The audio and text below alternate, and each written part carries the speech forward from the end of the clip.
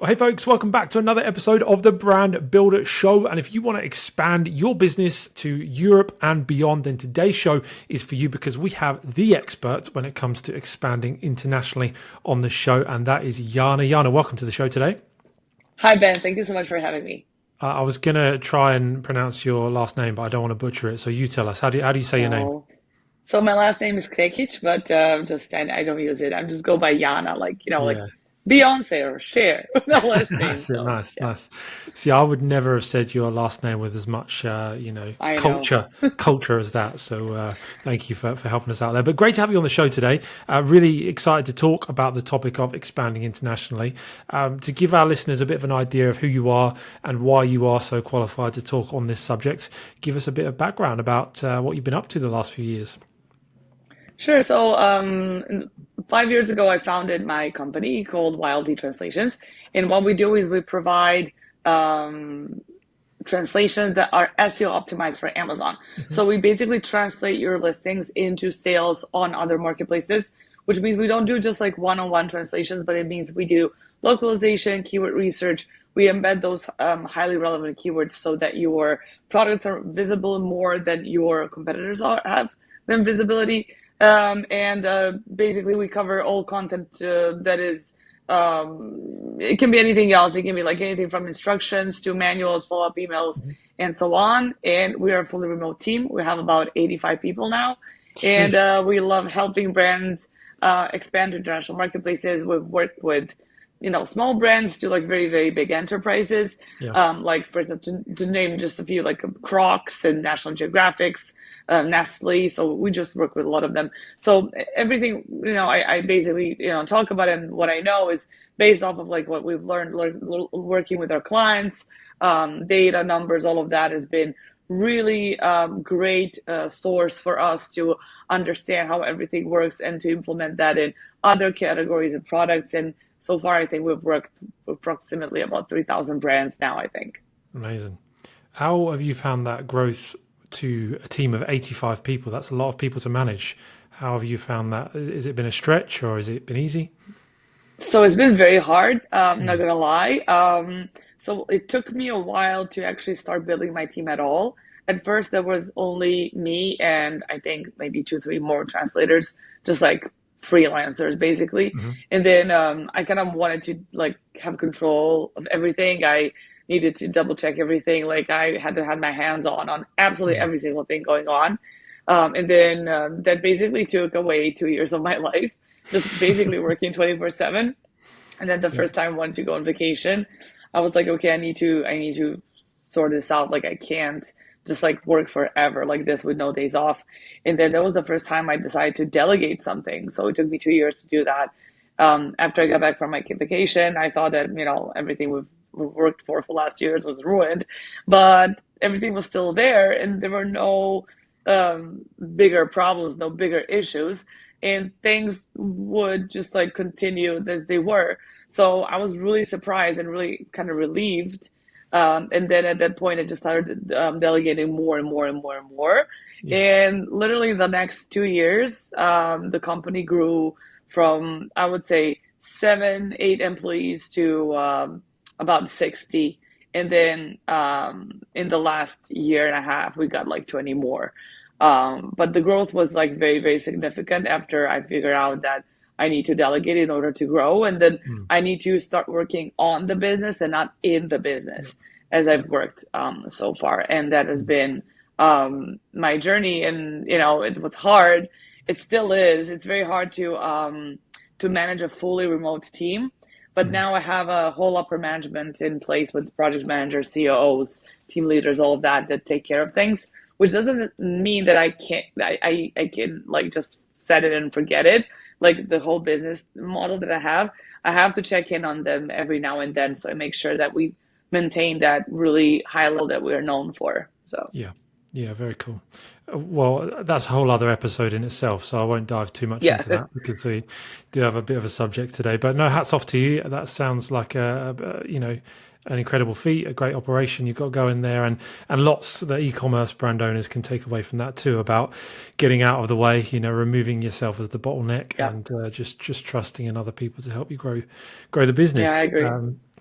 No, so yeah, congratulations on that. But Thank you. you've got that growth in the business because you are very good at what you do. We've used your services and been very pleased with them, and there's lots of experience in there. So I wanted to try and dig away at that experience today to help our listeners understand what the international expansion, arena, I suppose, is looking like in 2023 and beyond. Hmm. You've obviously done a lot in Europe. I know you work beyond that as well, which would be great to hear about and discuss. But specifically, just starting with Europe, because a lot of sellers will look to, if they're just selling in the US, they'll look to expand in Europe and maybe UK to begin with, because that's the easiest one with the language.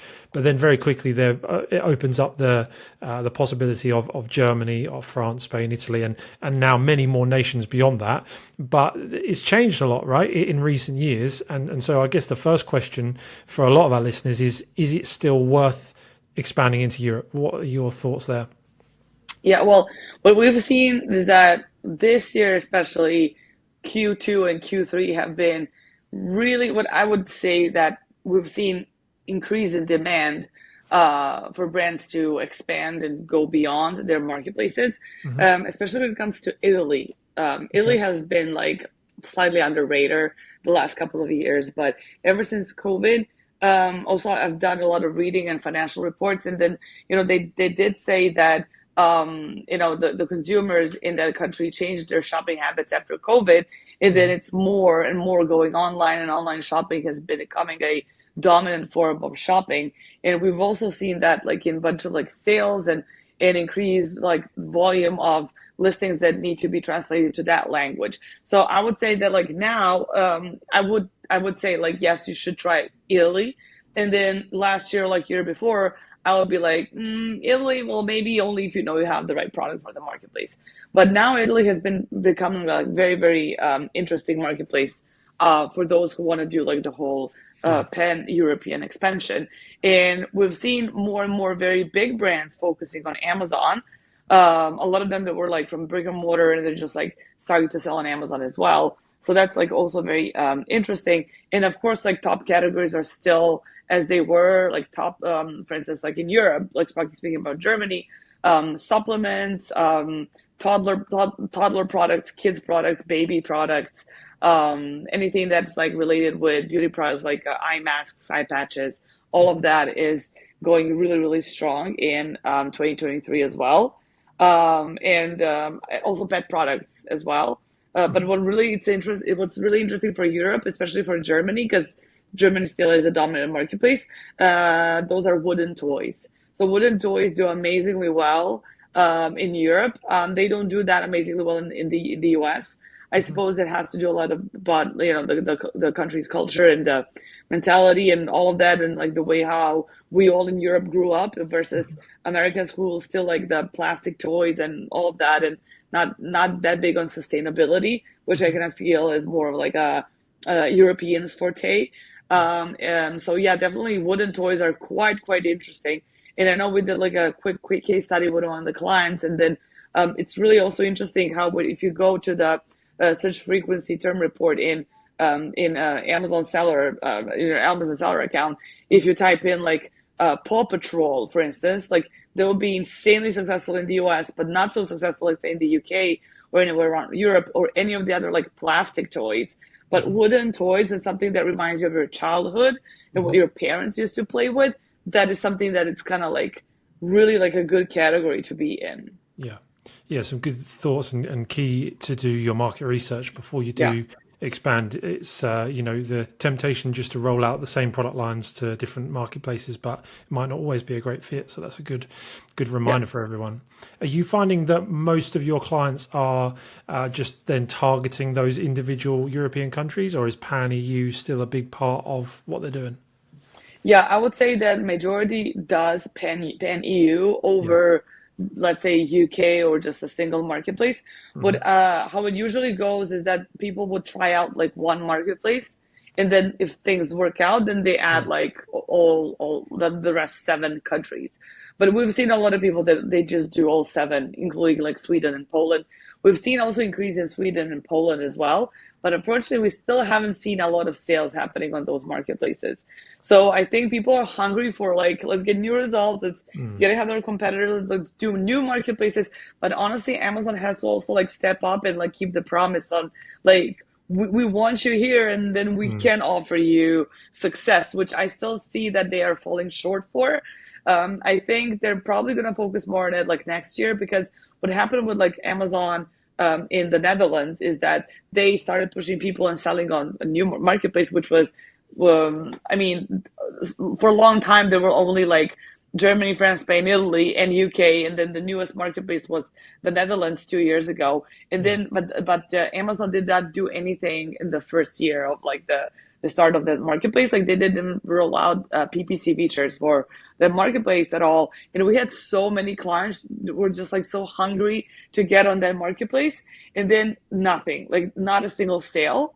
But then like last year, like things started like, like sales started coming in, and then Amazon was like, okay, full focus on Amazon Netherlands now, and they surpassed Bol, which was a local marketplace that was a dominant marketplace in that country. So I'm sure that as soon as Amazon sets their mind to Sweden and Poland, which are much bigger marketplace than Dutch marketplace was, and I mean Poland has 12,000 online stores, and Allegro, which is a top worldwide marketplace.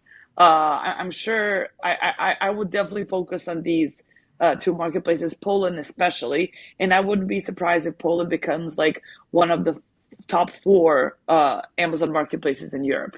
Yeah, no, that's great insight and helpful, because if you can get that early traction, it's not quite the same as when reviews used to be independent in each marketplace, but still, if you can get that organic positioning early on in a marketplace, that can obviously be a real positive. So you don't think that all of the issues with Brexit, I know it's a while ago, but it hasn't put people off expanding to Europe. It hasn't obviously it's mainly between the UK and Europe, not so much all of the other nations, but there's that kind of, all those issues are gone now and it's more free to expand into Europe. I think like at first after Brexit, people were in big panic for sure. Yeah. And a lot of them decided not to go to UK, even they would, because like a US brand, of course, they would go to Europe and UK, and then they will only expand to European Union countries and not the UK. Also because of the problem like the import, export, like shipping, all of that. But that has been resolved now, and people have found a lot of solutions. Like for instance, a couple of months ago, what they did is like they would ship their products like from the UK via Netherlands, and then this is how they would enter Germany in about 2-3 weeks. There's like a thing how you can do it.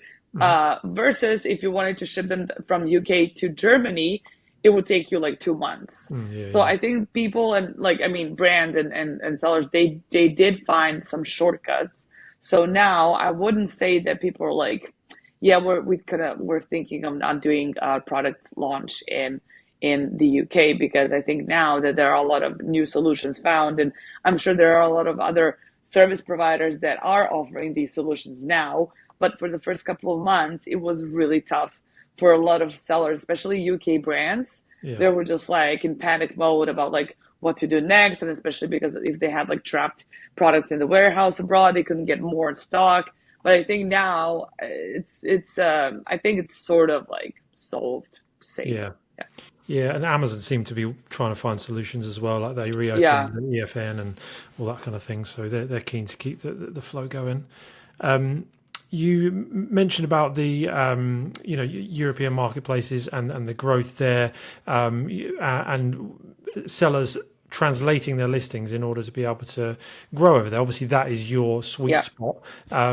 You mentioned about the SEO side of things and it being one of the keys to success. To the sellers that would say, well, I'm just going to Google translate my English listing, what are the flaws with that? Why should a seller not do that when they expand to Europe? Yeah, well, there are a lot of really good examples, and you should not translate. I mean, it's okay to use Google Translate to understand how your vacuum cleaner works, because I know it's cheap, it's free, and Amazon also offers that as a solution. Their machine translation is basically Google Translate. But a lot of times it will cause you much more harm than good. And then I would just also like to, point out that, whatever is free and like offered by Amazon, it's not necessarily going to be great.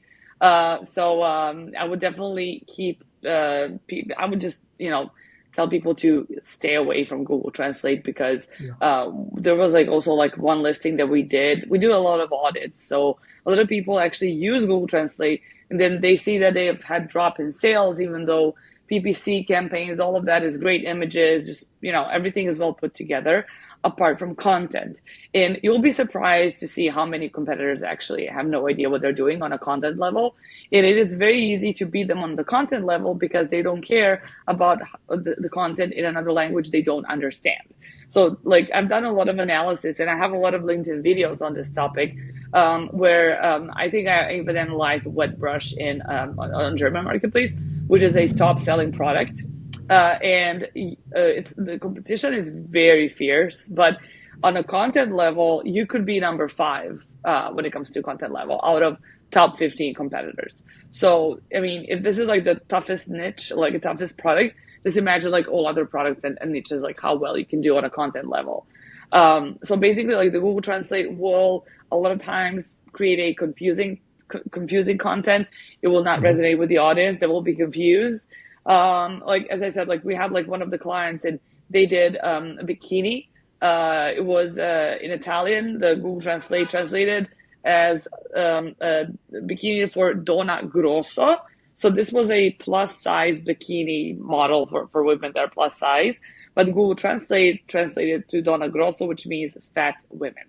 So that was very offensive, and reviews were just terrible. They had to pull down the listing and then relaunch again. And they were just like, we also like did this diary, and it like a bullet dial with bullets, like with those like dots at the beginning of every page. But in Spanish, like the Spanish content, it says that diary contained actual bullets, like gun bullets. Like Right, this, like when you open it, there's like gun bullets inside. So, and there's just like so many examples like that my team goes like, I can't believe that they were actually selling this product and like getting money for it. So I was just like, I mean, there's just like so many problems like that. And especially like if you just decide to translate keywords, a lot of times people will be just like, here's a list of our US keywords, please translate them. And then we go like, well, I mean, why would we translate those? Because they might not necessarily result in being keywords on another marketplace because people do not search for same things. And even if you compare US English and UK English, we also had a client selling baby diaper bag. And then, first of all, she just copy pasted it to UK marketplace. And then she was ranked for a completely wrong term because diapers in the US, they refer to kids diapers. But in the UK, you use this to buy adult diapers. So the word that she should have used in her products should be nappies because those are like kids products. And also like just a bunch of keywords that she had in her listing contained words such as a baby changing station, baby shower gifts, and lots of Spanish keywords. So, and then after we've done the UK keyword list, there were no baby changing stations because there are none in the UK or just few. So people will not search for those terms. And the baby shower gifts was like not in top 100 keyword search on the UK marketplace. In Spanish, of course, is nowhere to be found because there's not that big of a Hispanic population in the UK. So even when compared to like English, which a lot of people will be like, well, it's the same language. Well, it's not because you need to localize it. Even English will have different search terms and just think of like how different will it be if you just translate it word by word from UK or like US English. I always like to give an example of a US English because their style is very different. It's very salesy and fluffy. And so you can't just translate that as it is to Germans because Germans will be like, we don't like this. It's not the vibe. It doesn't go well with the mentality and like it doesn't point out on the features. So they would not choose your product. And if you're in a tough niche, people would go to different product that will resonate better with them. Because what I think it's important, especially when you sell abroad, is that the consumers want to buy something from a brand that feels like a local brand, not like an overseas brand. So if your brand does not have this feel and doesn't have the storytelling that is localized for this new country, then it's not going to do very well, even though it's a product it's a competitive product. Yeah, I always try and bring the comparison for our community that when you see a listing on the US marketplace that's clearly written by a Chinese seller and the broken Yeah. English, it makes no sense. That's kind of like what you sound like when you try and do that in Germany or Italy or Spain, and people can see through that straight away. And so obviously localized keyword research and SEO practices are essential, as you've rightly said. What about then PPC? If someone wants to run PPC campaigns in Europe, can they just do the same with their English keywords? Do they see much success with that? Or is it a case of needing to do that localized research again? Yeah, I would say that you need to do a keyword research for the UK marketplace as well. I think it's a bit easier for PPC because you can also use like broad keywords that might Yeah. be very similar to, let's say, the ones in the US or, but the exact ones, I would test this out and see like if there are differences that you see that could apply. Like, for Yeah. instance, with the diapers versus nappies. So PPC was completely wrong because they only use diapers and they haven't seen nappies at all. And also, what I kind of really want to give this tip that is that I know a lot of brands don't speak other languages, but then if you're in your results see something that sounds like, I don't know, like this weird word, and you think like maybe this is misspelling, maybe this is just like some like mumbo jumbo I don't understand, and it has really big search volume, it's probably going to be something in another language, and I would definitely include that in backends and maybe even test it out in your PPC campaigns depending on how big of search volume this keyword has. We've done this a lot, and almost none of the competitors were ranked for the keyword, like some of the Turkish keywords in Germany or Polish keywords in Germany as well. Because of the population, they might have sometimes very big search volume, and then you would be the only one who's ranked for the keyword. So just always put it in backends. Don't use it in front end listing because it's going to sound very weird. But in backends, definitely go for it. Yeah. What about images? Are you doing much translation of images, infographics? We do now. Now we do always main image translations. Earlier, not a lot of people would do it, but I mean, it's always been a rule that you should translate it because consumers will understand the product better. But now, kind of everyone started doing it. I think it started ever since Amazon said that packaging has to be translated to the languages of the country you're sending the products to. So I just kind of think like the main images kind of followed with that, even though it's not mandatory. But when consumers like go to the page and when they check out the product, the most important thing for this product are main images and keywords. So this is going to be the first thing they see are these main images. And then if you're selling, let's say, beauty products or supplements, and then I'm scrolling through like first 2-3 images, and if I don't understand how I use them or like what they do, because they're in English, and maybe these are some very sensitive product, it's like that goes into your body or like you use it with your baby, you kind of want to know what you're buying. And then if this is written in English, you can't rely on that like every single person is proficient enough to be 100% sure what they're buying.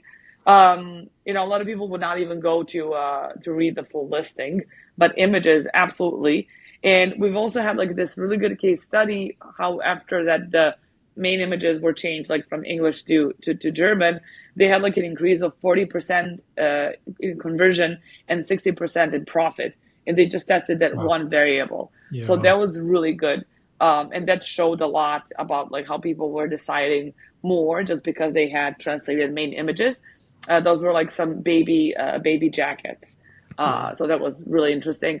And that will definitely help drive more sales or just kind of like make people stick to your like listing, maybe just kind of read the whole content, read your from the brand story and so on. So I think that is very, very valuable because what a lot of people forget is that maybe 40% of Europe speaks English on a high level, and then the rest of it is like would not buy something they're not comfortable with or understand. So basically, instead of targeting every single consumer in that country, we're targeting every third, which is a lot of lost potential consumers for your brand. For sure. It's crazy. I was watching the football last night, Madrid derby, Atletico against Real Madrid. And I was saying to my wife, it's crazy how this game's in Spain. The bulk of the audience is in Spain, but all of the advertising is in English because the English people are so stubborn and so rubbish at learning languages. We expect the whole world to speak Yeah. our language, but a lot of them don't. And so that arrogance can actually cost you sales sometimes. So, yeah, great tips. Yeah, exactly. Beyond Europe, are you seeing any other marketplaces? I mean, do you do translations for, maybe the Middle East or any other sort of Yeah. marketplaces like that? Yeah, we do. We do a lot of translations for Japan. Okay. And then lately, in the last 3 months, we've been getting a significant number of listings that should be translated to Arabic. Hmm. So I don't know why, right? Like 3 months ago, exactly why now, Mm. but we haven't had that much work for UAE, for Mm. instance, last year, year before. But last 3 months, I think we've done about 50, 60 listings, Mm. which is a lot because people don't usually do that. Also, like for the UAE, what's interesting is that depending on like who you're targeting, there are a lot of expats in UAE, Yeah, yeah. and they rent out like apartments. They need furnishings and decor and all of that. And then if you're like in home decor category, you don't basically need translations. You can just like you use US English, just do a new keyword research just to optimize it a little bit better. And that's a really good category to sell in, for instance, like in UAE. Also compared to the US one that has, I don't know, probably like 50, 60,000 products at least. UAE doesn't even have, last time I checked, like not even like 5,000 products. Mm. So that's a really good category to go in, and you wouldn't need translations, but depending on who you want to target, like if you want to target the locals, then you need Arabic. If not, you can leave it in English. Yeah. And Japan is still going strong because there's been lots of talk about how that's a good marketplace as well. So Japan is fantastic. First of all, you don't have that many competitors. Everybody is afraid because of the language barrier. There are like a lot of like big problems. Keyword research is really hard, but also it is really hard to understand the marketplace itself. Mm. So I would say that Japan is great if you have the right product for the marketplace. If you don't know how to do due diligence, or if you don't know like how to like even do any sort of like homework for the marketplace, then don't go there and spend your resources, money, time, and all of that, Yeah. because it's a marketplace that likes weird products, something that usually does not sell that well in Europe and the States, and you cannot really have to find something that is going to work. Like Yeah. all of the products that we've done were a little bit different than what you would buy in Germany or in the US. And if you've been to Japan or Asia, like what, local people over there love quite, that's like quite different and unique. So if you sell a product like that, for instance, like one of the first products that we've done, and I'll always remember that, were protectors for your elbows and your knees, and also your down there, like what you put, like to protect, like when they're playing like a video game Hmm. with like swords. I don't know what the name of it. It was like very Japanese, Yeah, but yeah, they had like these like so three types of like these shields, and they only came in like fluorescent colors. And this seller was like, I used to sell like shields for like rollerblades and stuff like that, but then they kind of like, it was really interesting how they adjusted to the Japanese marketplace, produce all these crazy colors, and they were doing so well. So like sometimes like you might even want to like localize your product if you think it's going to be a very big success, which also this was. So yeah, there were like, just like a bunch of like products that would never work in the US and Europe, and not be like that successful.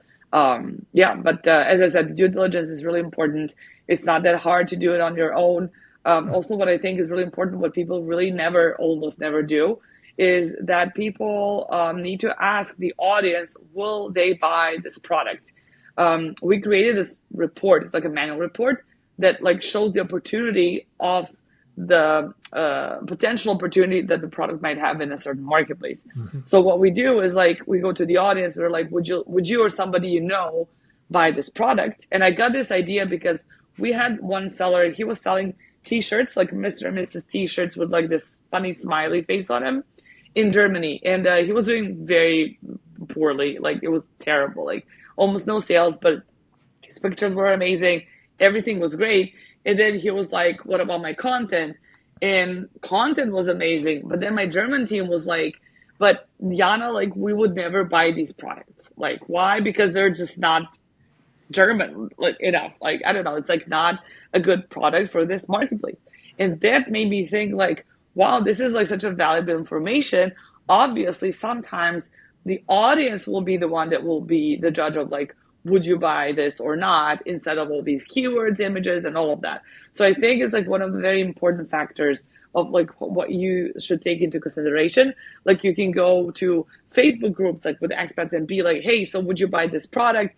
You can just like ask questions. I mean, there's so many ways how you can do this on your own for free. Yeah. And it's just like ask for just like a little bit of time, but it will save you a lot of time and money, definitely. Yeah, for sure. Because obviously it costs a lot of money to expand into a new marketplace, Yeah. new inventory, new marketing. VATs So yeah. are very expensive. You wait for them for a long time. I mean, they're just like so many things. I mean, as you know, but I mean, they're just like so many things. But the worst thing is just like losing time on something you Yeah. don't know if it's going to work or not. Just Yeah. because you heard that, hey, Japan is a great marketplace, I'm going to do this. And I was very surprised of how many brands, both big and small, would actually do this, like follow this pattern. And I'm like, this is not a rule of thumb. This is just like people being lazy and not having enough resources to actually do the due diligence the right way. So I think that is super important to do that, even if it takes a bit more time. Yeah, for sure. It's opportunity cost as well, isn't it? Because if you invest that time and money in a new marketplace, but don't launch another product in, the US, for instance, Yeah, you've got to exactly. figure out what's the best for your business. Absolutely. Yeah.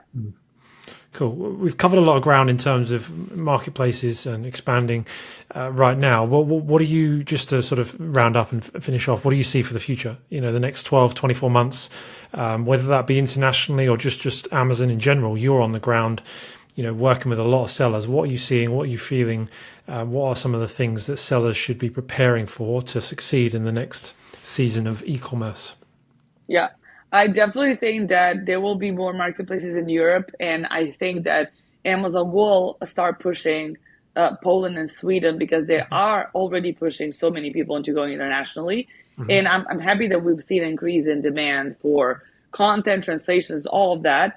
Unfortunately, only when people figure out that content actually matters and that they should do something about it. But I think expanding internationally will also be very interesting next year as well, especially because U.S. marketplace has become very competitive, and I would not say it's saturated, but I would say it's now like more than ever very, very hard to sell there.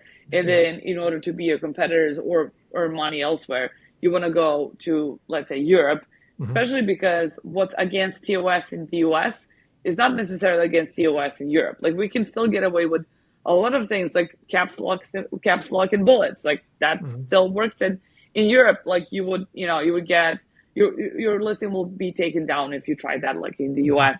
Also just like a bunch of other things that are still easier like in Europe. And I think like once you like get your VATs registered and all the warehouses sorted out, like you can sell on 7 different marketplaces. And what we've seen is that the revenue you can make in Europe can be equal or even bigger than what you make in the States. Yeah. So I definitely feel very positive, and that the international expansion is going to be even more important next year. And also because like, I don't know, like at conferences like Accelerate and like Prosper Show and all of that, now we have like so many tracks that talk about international selling. And I remember like last time, the first time I spoke at Prosper almost 4 years ago, there was not a single international track, and I was the only speaker speaking on this topic. Wow. And now we have like a full track with like 6 and 7 topics on this on this matter. So I think that it's even going to become like bigger and bigger, like in time. 2 final things on that, because there's lots of opportunity, like you say, but what is the best way to roll out, let's take a typical brand that has 5 to 10 SKUs, maybe doing, $50 to $100,000 a month in the US, do they just take all of their SKUs and roll them all out across all of Europe? Or I know it's not going to be a sort of a cookie cutter approach for every brand. Every brand's going to be different. But generally speaking, what's the best way? Get one SKU rolled out across Europe doing really well, or all SKUs in one location? What's your thoughts there? So first of all, I just think that international expansion is not for everyone, and not every brand should do it. Sure. I am totally like against just like pushing everyone should do it. No, not everyone should do it. Also, I think you should have like a very steady revenue before you decide to do so. Yeah.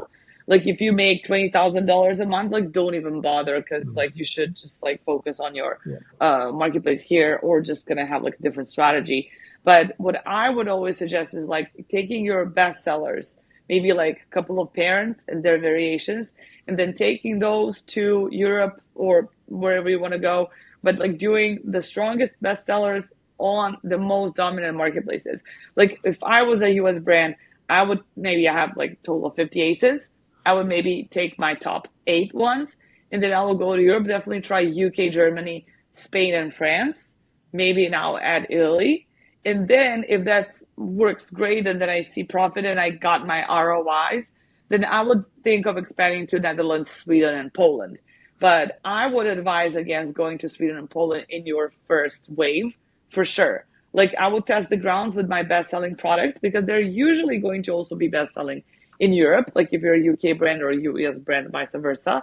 But I will definitely like limit myself to 4 or 5 marketplaces, and then spread out to a bit more. I would not do like one marketplace on one product, because maybe like this marketplace that you picked, like handpicked just because you just think it's going to be a good idea, might not bring you so much profit as maybe France and Spain combined. So you wouldn't know, and you'll be like, well, there's nothing for me here. So I would test out with best-selling products on 3, 4 marketplaces, and then take it from there.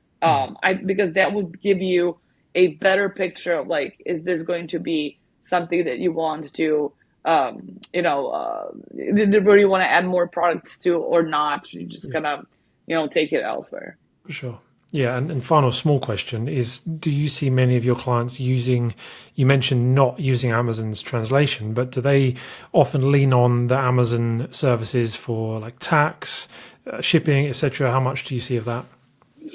So I would say it's like 50-50. I know that a lot of them use other services that are like quite known in the space, like a third-party service providers that we're very happy with. Like a bunch of our clients, I know that they're happy with them, but I know like that 50% of others would still use Amazon services.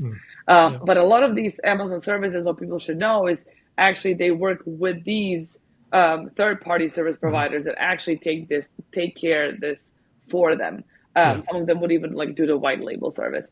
So but I think it's normal, because you're gonna want to trust Amazon, and you want to be like, no, I want to like do something with the Amazon, because if they are saying that the shipment is here and there, I'm going to use Amazon, not some random third-party service.